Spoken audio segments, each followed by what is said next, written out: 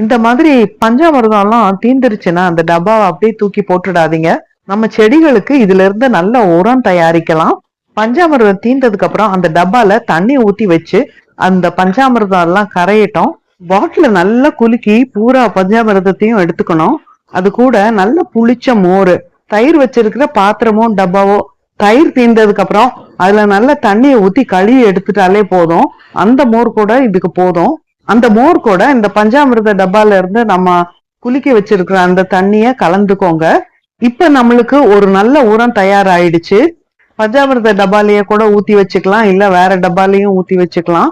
ஊத்தி வச்சு 1 நாள் அல்லது 2 நாள் புளிக்கட்டும்.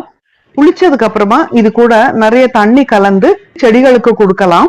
முக்கியமா பூக்கிற செடிகள், காய்க்கிற செடிகளுக்கெல்லாம் கொடுக்கலாம். இதோ ரோஜா செடி ஒரு குச்சி நட்டு வச்சேன், அது துளிர் விட்டுருக்கு. ரொம்ப ஊத்தக்கூடாது. இந்த மாதிரி உரம் எல்லாம் கொஞ்சம் கொஞ்சமா தான் ஊத்தணும். இந்த மாதிரி விபூதி பிரசாதங்களை எல்லாம் குப்பையில போடாம நம்ம செடிகளுக்கு உரமா மாத்தலாம். இந்த மாதிரி பிரசாதங்கள், பூஜை பொருட்களை எல்லாம் செடிக்கு உரமா போடுறது நம்மளுக்கும் நல்லது, செடிகளுக்கும் நல்லது.